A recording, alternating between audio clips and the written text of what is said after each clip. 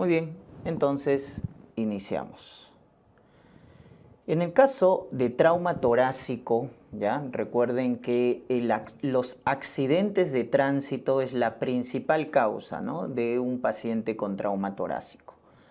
De forma general lo dividimos en trauma cerrado y trauma abierto. Lo más común es el trauma cerrado, pero el más mortal es trauma abierto. Entonces vamos a ver 4 tipos de trauma, ¿ya? Uno de ellos viene a ser el famoso hemotórax, luego está el neumotórax, el taponamiento cardíaco y lo que viene a ser el tórax flotante. Comencemos entonces con el hemotórax. ¿Qué debemos recordar del hemotórax? Es un acúmulo de sangre en el espacio pleural, ¿no es cierto? Y que definimos, ¿no?, el contenido de sangre en el espacio pleural porque el hematocrito pleural es más del 50% que el hematocrito sérico, ¿ya? Así definimos entonces la presencia de sangre en el espacio pleural. Muy bien. Desde el punto de vista clínico, en la inspección vamos a ver que hay un colapso, ¿correcto? Un colapso yugular porque hay pérdida de sangre, eso baja la volemia, ¿no? Y en la percusión, este es un dato importante que hay que recordar, ¿ya? En la percusión vamos a ver que hay matidez, ¿correcto? Matidez, porque obviamente hay acúmulo de sangre y eso da a la percusión matidez, ¿no? Hay ausencia de murmullo, no pasa el murmullo vesicular porque hay sangre en la cavidad pleural. De esa manera identificamos a un hemotórax, ¿correcto? Ahora, ¿cómo diagnosticamos? La radiografía y el ecofaz son de elección en un paciente hemodinámicamente inestable. La radiografía tiene alta especificidad y el ecofaz tiene alta sensibilidad. La radiografía, por ejemplo, para que nos muestre un hemotórax, debe tener un acúmulo de más de 200 mililitros en el espacio pleural.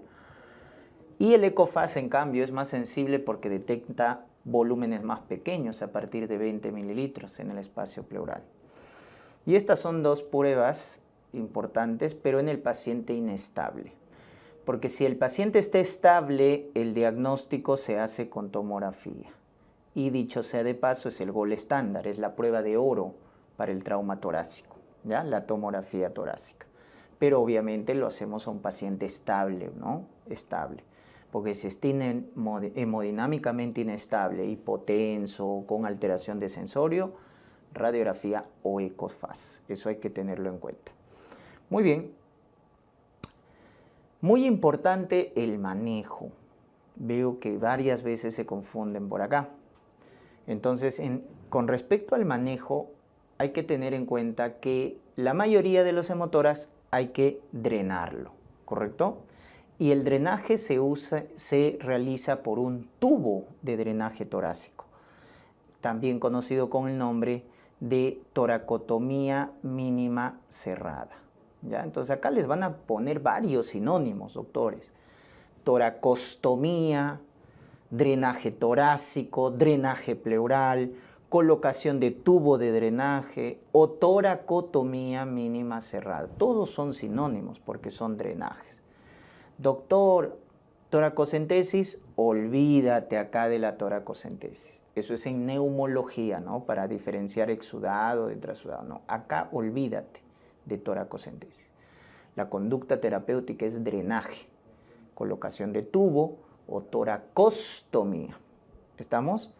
Ya está. Recuerden que el tubo de drenaje torácico se coloca en el quinto espacio, ¿ya? En el quinto espacio intercostal, en intersección con la línea media axilar. Línea media axilar o también la línea axilar anterior, ¿ya? Pero en el quinto espacio, con la línea axilar anterior o línea axilar media, nunca en la línea axilar posterior. Eso debes acordarte, en la línea axilar posterior no. Muy bien. Cuando ya el hemotórax es masivo, hay que hacer la cirugía. Y la cirugía se llama toracotomía abierta. Miren la diferencia. Entonces el primero era el drenaje, ¿no? Colocamos su tubito, pero acá ya es cirugía. Eso se llama toracotomía abierta. ¿Ya? Entonces son diferentes. La pregunta típica de los exámenes es ¿cuándo hago el drenaje? El drenaje se hace cuando es un hemotórax masivo, ¿ya? Más de 1500 mililitros por el tubo de drenaje. Entonces, ¿te acuerdas que ya le habías puesto tu tubo de drenaje? Si por ahí sale un drenaje más de 1500 mililitros de sangre, eso es un hemotórax masivo, ¿correcto? Ya está. También lo puedes definir, ¿no? Aparte de un drenaje de más de 1500, como un drenaje más de 20 mililitros por kilo de peso. Es otro criterio, más de 20 mililitros por kilo de peso. Entonces, cuando tenemos un hemotórax masivo, hay que operar, definitivamente. Es la indicación para cirugía, ¿ya? Porque obviamente le has puesto el drenaje, ha salido bastante volumen, es un hemotórax masivo y hay que operar. Si no, el paciente puede morir. También es indicación de cirugía cuando hay un hemotórax continuo, que es cuando el drenaje es más de 200 mililitros por hora en las 2 a 4 primeras horas. Entonces, ya sea masivo o ya sea continuo el hemotórax, porque hemos visto, ¿no?, la cantidad o la velocidad de drenaje por el tubo, ¿no?, que hace el drenaje torácico, y hemos definido, ya ahí están los volúmenes, o masivo o continuo, eso es indicación de cirugía. Ya tengan en cuenta ese dato. Muy bien, ese es entonces el hemotórax. Vamos ahora con el neumotórax. Neumotórax es acúmulo de aire en el espacio pleural. Ese acúmulo de aire obviamente genera en el paciente disnea, dolor pleurítico, ¿no? Dolor tipo hincada, ¿ya? Dolor tipo hincada. A la inspección vamos a ver ingurgitación yugular cuando el neumotórax es a tensión. Ingurgitación yugular y sobre todo a la percusión, miren la diferencia con el hemotórax. Acá vamos a tener hipersonoridad, ¿correcto? Hipersonoridad. Entonces tenemos matidez por el hemotórax y hipersonoridad por el neumotórax. Y cuando te digan entonces que hay ingurgitación yugular, hipersonoridad, disnea súbita severa y desplazamiento de la tráquea de la línea media, tienes que tener en cuenta esos datos porque te están haciendo referencia al neumotórax a tensión, ¿correcto? Entonces, en el caso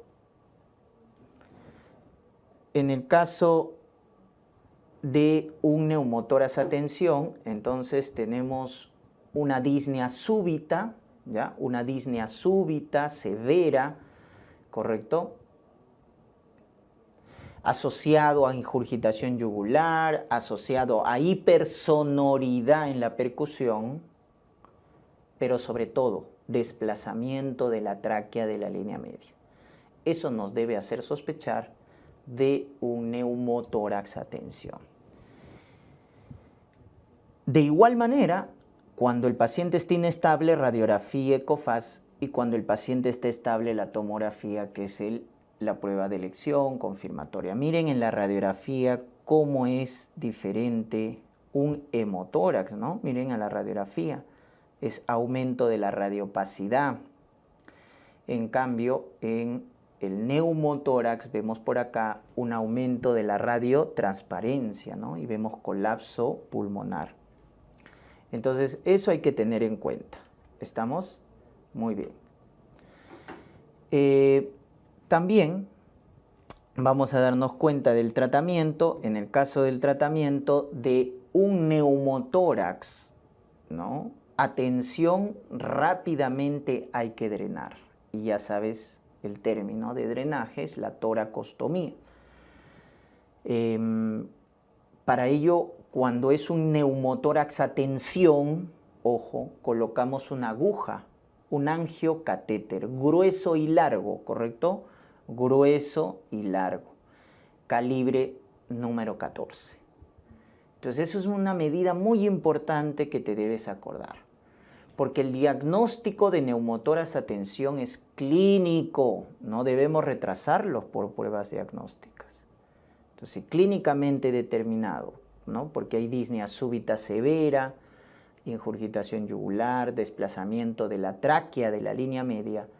Entonces, has diagnosticado tu neumotórax a tensión, rápidamente hay que colocarle una aguja en el segundo espacio con la línea media clavicular.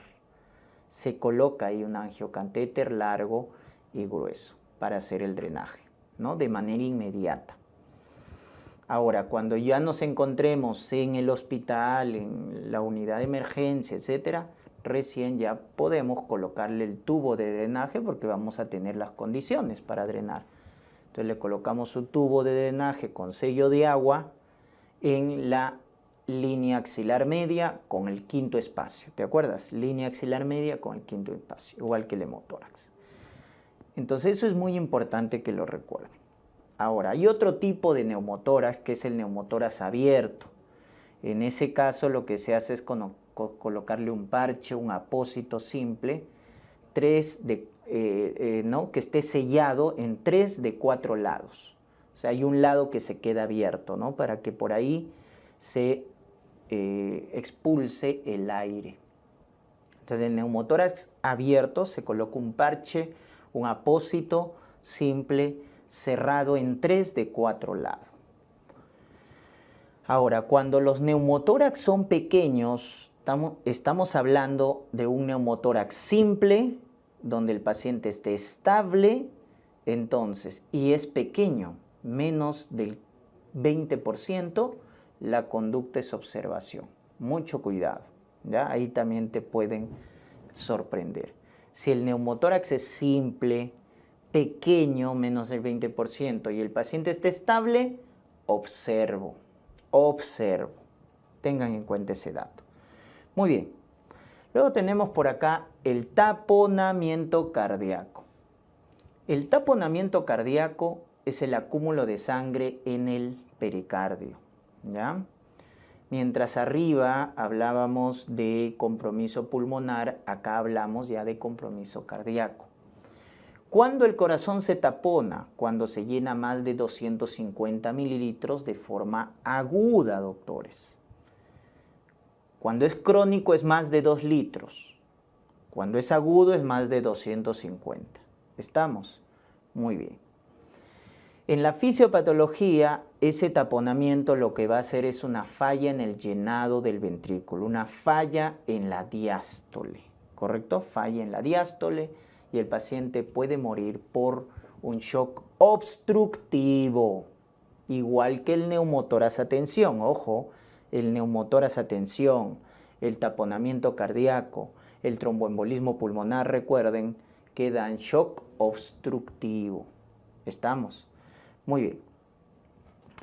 La clínica es importante que se recuerden, porque es muy preguntado como caso clínico el taponamiento cardíaco. Les van a decir paciente con trauma torácico que viene con la famosa triada de Beck. Entonces esto tienen que por ley acordarse. ¿Qué es la triada de Beck? Es la hipotensión, la ingurgitación y los ruidos apagados. Repito, hipotensión arterial, ingurgitación yugular, que es el aumento de presión venosa central, y lo que viene a ser los ruidos cardíacos apagados.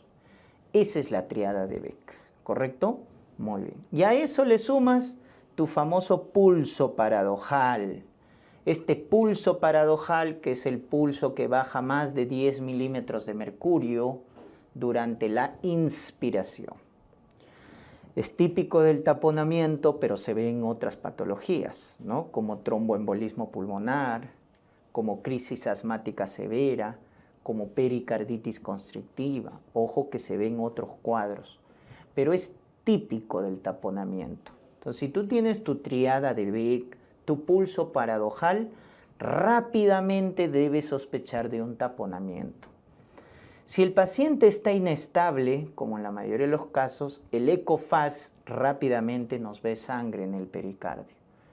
Si está estable, le puedo hacer un ecocardiograma, que dicho sea de paso, es la prueba de elección, el gol estándar para taponamiento, para derrame pericárdico. Recuerden, la prueba de elección es el ecocardiograma, donde vamos a ver como signo específico del taponamiento el colapso de las cavidades derechas.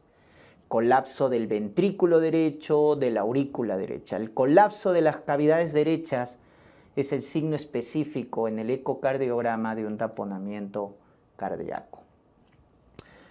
¿Cuál es la conducta terapéutica, doctores? Pericardiocentesis, ¿verdad? Pericardiocentesis. Esa es la conducta terapéutica. Si no tenemos guía ecográfica, recuerden que la vía o la ventana que se utiliza es la subcostal o subsifoidea también llamada, cuando no tenemos guía ecográfica. Cuando hay guía ecográfica, la ventana que utilizamos es la paraesternal izquierda o ventana apical. ¿Correcto? Muy bien, repito, la pericardiocentesis, si no tenemos guía ecográfica, se hace la punción entre la apófisis sifoides y la última costilla, ¿no? Por eso se llama subcostal o subsifoidea. Pero si tenemos guía ecográfica, utilizamos la ventana paraesternal izquierda. Y ojo que ahí, en la ventana paraesternal izquierda, ingresamos con la aguja entre el quinto y el sexto arco costal, ¿correcto? Entre el quinto y sexto arco costal. Recuerden siempre por el borde cefálico, por el borde superior de las costillas, ya que por el borde inferior, por anatomía, deben recordar que pasa el van inferior, ¿no? Intercostal, el van intercostal inferior.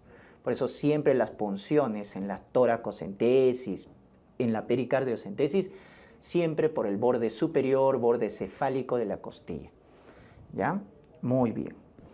Y finalmente tenemos el tórax inestable. ¿Ya? En el caso del tórax inestable, ojo, estamos hablando ya de una lesión secundaria. Los anteriores, el hemotórax masivo, el neumotórax a tensión, el taponamiento cardíaco, amenazan la vida del paciente. Por lo tanto, debemos diagnosticarlas en la revisión primaria.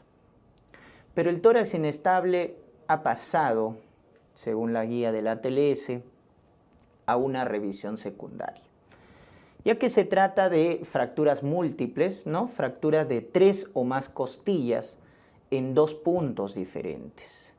En un trauma torácico es muy frecuente, ¿no? Es muy frecuente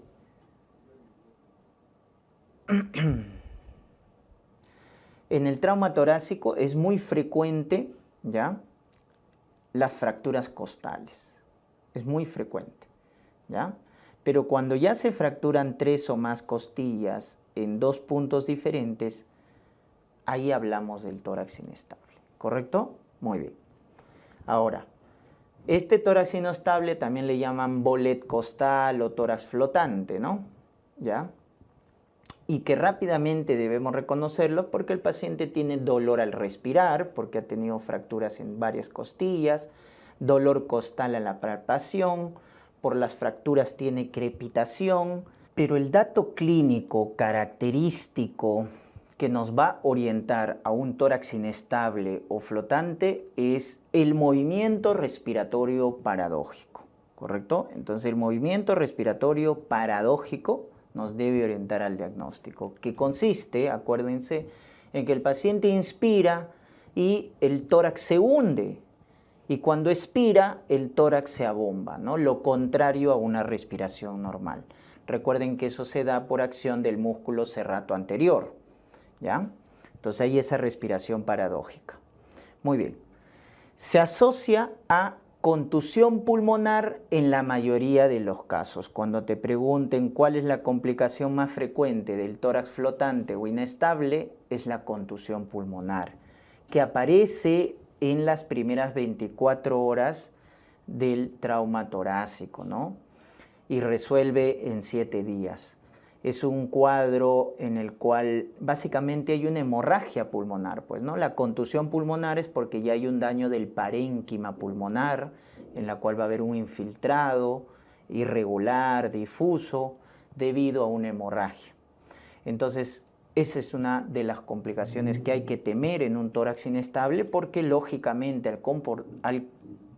en este caso comprometerse el parénquima pulmonar, vamos a ver hipoxemia, ¿no? Va a haber hipoxia, etcétera, ¿no? O sea, se compromete la función respiratoria.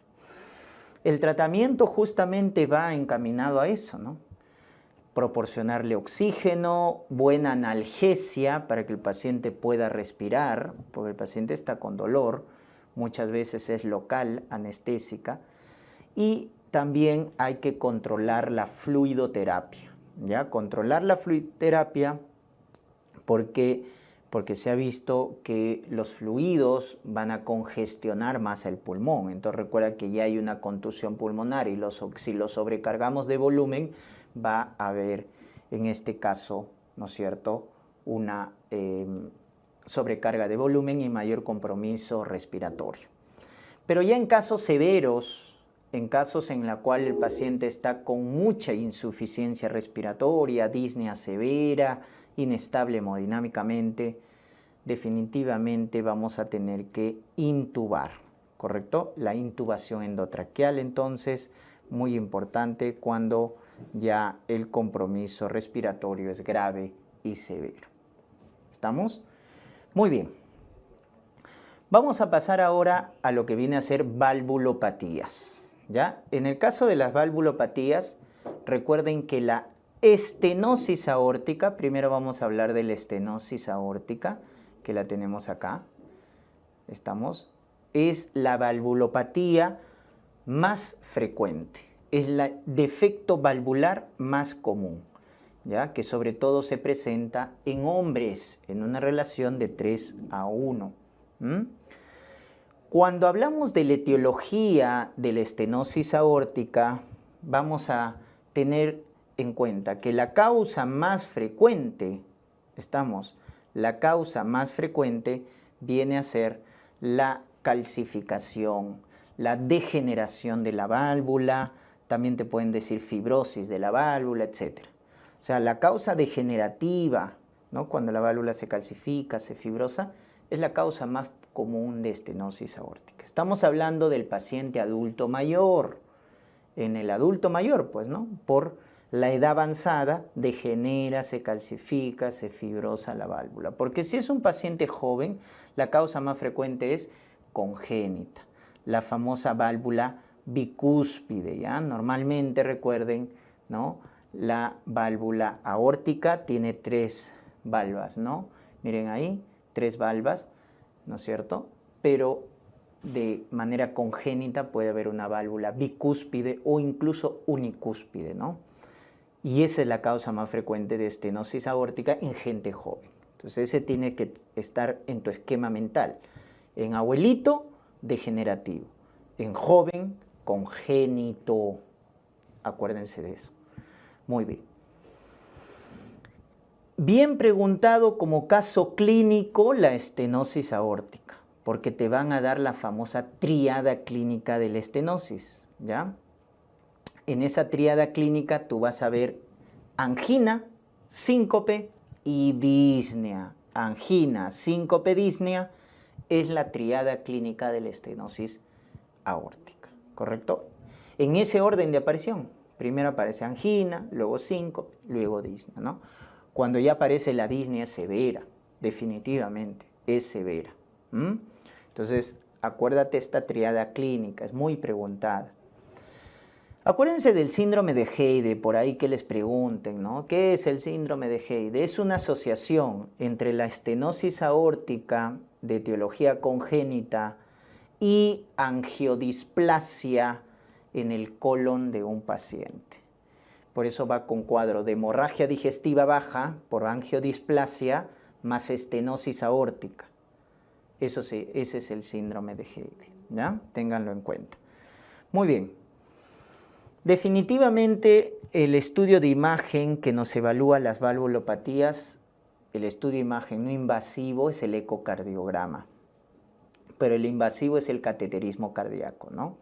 Y en los estudios de imagen tienes que recordarte que una estenosis aórtica nos da una hipertrofia de ventrículo izquierdo, característico, hipertrofia de ventrículo izquierdo. Muy bien. El dato más importante para reconocer una valvulopatía es el soplo, ¿no es cierto? El soplo es el dato característico, ¿ya? Entonces, en la estenosis aórtica vas a tener un soplo sistólico. Ahí está, en la sístole, miren, sistólico, que se irradia a las carótidas, ahí lo estás viendo. Entonces, cuando te digan soplo sistólico, que se va al cuello, a las carótidas, tienes que pensar en estenosis aórtica. Y su pulso parvus tardus, ¿ya? Entonces, con ese dato clínico ya, pues, y a veces te regalan la pregunta, ¿no? Porque te dicen angina, síncope, disnea, ¿no? Pulso parvus tardus, soplo sistólico que se irradia a las carótidas, nos da gran hipertrofia ventrículo izquierdo, y es por eso que el paciente, por esa gran hipertrofia, por ese remodelado fallece, ¿no? Y tiene muerte súbita, hasta en un 10 a 20% de los pacientes. Entonces eso tengan en cuenta, ¿ya? Ese es el cuadro clínico de este paciente, ¿ya? En la mayoría de los casos, cuando es sintomático o cuando la estenosis es grave, ¿no? Se dice que la estenosis es grave cuando el área valvular es menos de 1 centímetro cuadrado.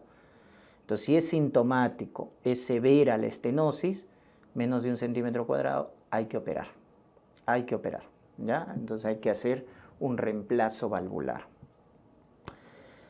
Muy bien, vamos con el otro, la contraparte que viene a ser la insuficiencia aórtica. Y acá rápidamente te doy el dato. Como el soplo es lo más importante, si te dicen soplo sistólico que se va al cuello, estenosis aórtica.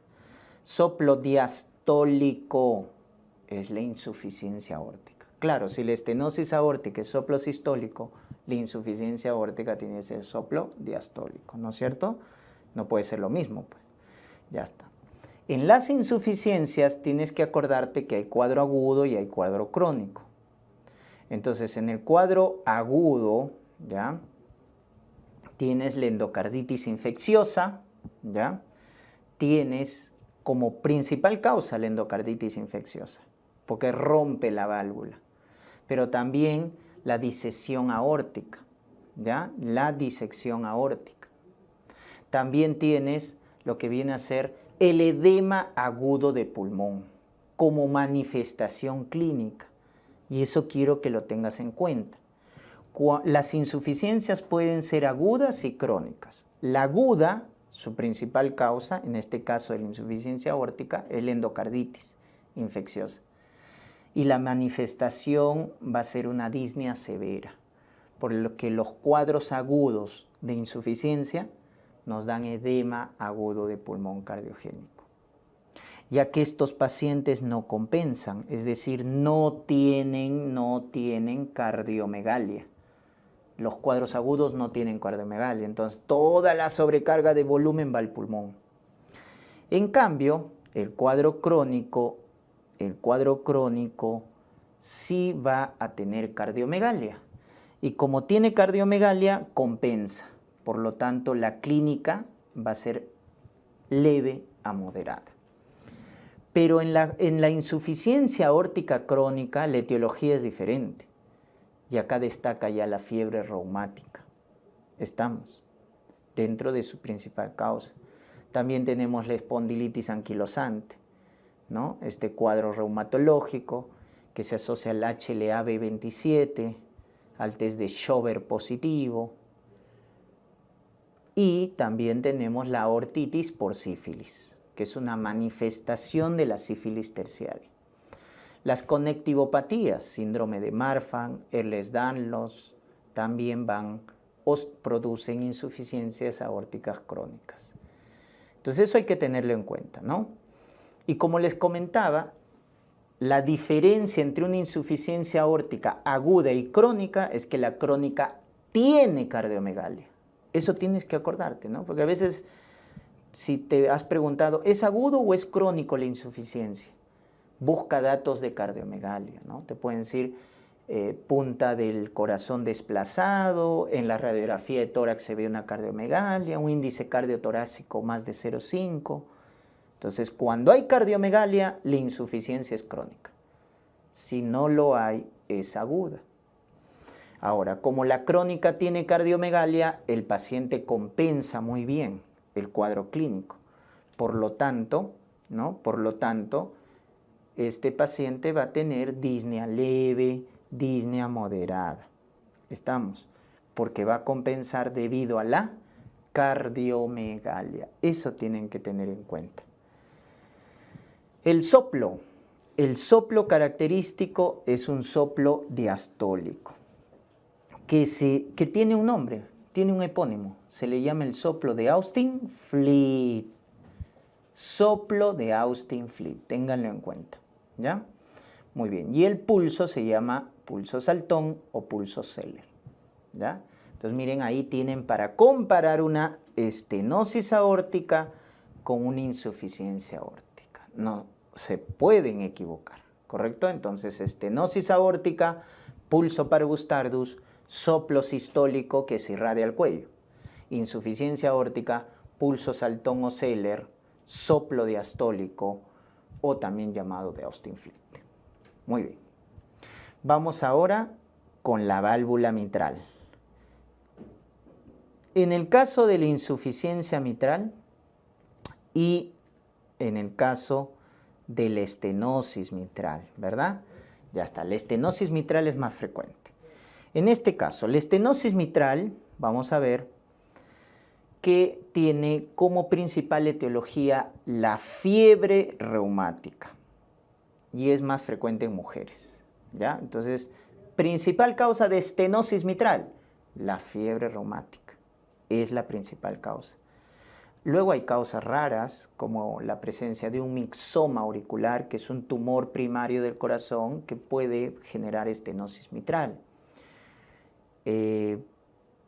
Entonces la fiebre reumática, recuerden, producida por esta bacteria, el estreptococo beta hemolítico del grupo A, el estreptococo piógenes, que es la principal causa de faringitis bacteriana y que tiene esta complicación sistémica que es la fiebre reumática porque va a producir carditis, artritis, etcétera, ¿no? Pero sobre todo genera carditis y deja como secuela valvular la estenosis mitral. Tengan en cuenta.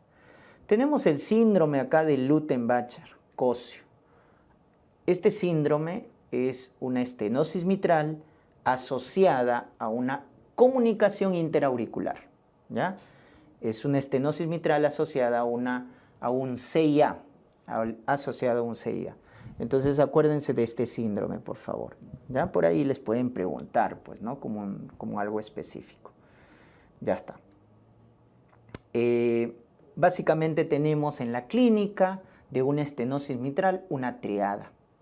Entonces tienes la triada de disnea, hemoptisis por la ruptura de venas bronquiales y embolismo porque esta se asocia a fibrilación auricular. Fibrilación. Entonces también acá hay una triada, disnea, hemoptisis, embolismo, ¿no? Entonces también puedes comparar.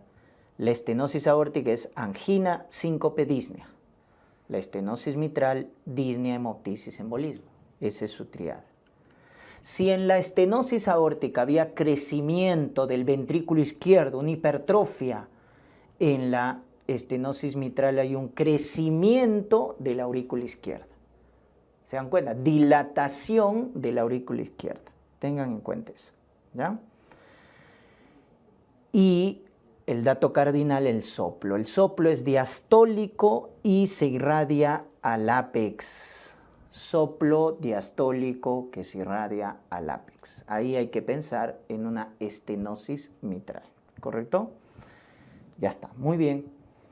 Y luego su contraparte, que es la insuficiencia mitral. Nuevamente, la insuficiencia mitral puede ser aguda o puede ser crónica. La aguda tiene como causa la endocarditis infecciosa nuevamente, ¿no? Miren cómo la endocarditis es la principal causa de insuficiencias agudas. Pero acá también tienes al infarto. El infarto agudo necrosa, rompe los músculos papilares y obviamente eso altera el área, la válvula mitral, ¿no? Generando insuficiencia aguda. Entonces la endocarditis, el infarto agudo de miocardio son causas de insuficiencia mitral aguda. Como no hay cardiomegalia, recuerden la diferencia con el cuadro crónico, acá no hay cardiomegalia, entonces hay una sobrecarga de volumen severa y eso genera disnea severa, debido a que se presenta un edema agudo de pulmón cardiogénico. Es por eso que los cuadros agudos de insuficiencia se operan, doctores. Es indicación de cirugía, ¿correcto? Es indicación de cirugía. Muy bien, tengan en cuenta eso. Ahora, si es crónico, ¿ya? La principal causa es fiebre reumática. Por eso en la fiebre reumática lo típico es doble lesión de la válvula mitral, estenosis e insuficiencia mitral, pero crónico, ¿no? Crónico. También acá tenemos el síndrome de Barlow, que se presenta en mujeres jóvenes con pectum excavatum, así te van a decir, mujer joven con pectum excavatum y que tiene prolapso de la válvula mitral. La válvula posterior de la válvula mitral está prolapsada. Ese es el síndrome de Barlow, que va a cursar con insuficiencia mitral. ¿Estamos? Muy bien. Acá, como hay cardiomegalia, típico de los cuadros crónicos, la disnea es leve a moderada, ¿no? Disnea leve a moderada. Entonces eso tienes que acordarte. Las insuficiencias dan cuadros agudos, ¿no? Y cuadros crónicos. Los cuadros agudos no tienen cardiomegalia y dan edema agudo de pulmón, porque hay gran sobrecarga de volumen. En cambio, los cuadros crónicos, al sí tener cardiomegalia, compensan mejor su clínica, son menos sintomáticos. La insuficiencia mitral tiene típicamente un soplo. Si la estenosis mitral era en diástole, la insuficiencia mitral es en sístole, pues, ¿no? Lo contrario. Entonces, un soplo holosistólico que se irradia a la axila. Soplo holosistólico que se irradia a la axila, piensa en insuficiencia mitral, ¿ya? Entonces acá también tienes para comparar, pues, ¿no? Te dicen soplo diastólico que se irradia al ápex, estenosis mitral. Soplo holosistólico que se irradia a la axila, insuficiencia mitral. Soplo sistólico que se irradia a las carótidas, estenosis aórtica. Y el soplo diastólico llamado de Austin-Fleet, insuficiencia aórtica. El soplo es el dato cardinal para el diagnóstico de las valvulopatías, doctores. Eso te debes acordar, ¿no? ¿Qué tipo de soplo tiene? ¿A dónde se irradia? En la clínica, lo típico de la estenosis aórtica es su triada, angina, síncope, disnea. En la estenosis mitral también su triada, disnea, ¿no? En este caso hemoptisis y embolismo, ¿no? Es la valvulopatía que se asocia a fibrilación auricular, ¿no? Entonces siempre vean las diferencias o el dato particular que te va a orientar, pues, ¿no? Cuando digan, ¿qué valvulopatía te hace crecer la aurícula izquierda? Estenosis mitral. ¿Qué valvulopatía te genera gran hipertrofia del ventrículo izquierdo? Estenosis aórtica, ¿ya? Entonces eso ténganlo en cuenta. Muy bien, ese es entonces el esquema de repaso para lo que viene a ser las valvulopatías, doctores, ¿ya? Muy bien, con eso entonces estamos terminando la parte de los esquemas de repaso de cirugía de tórax y cardio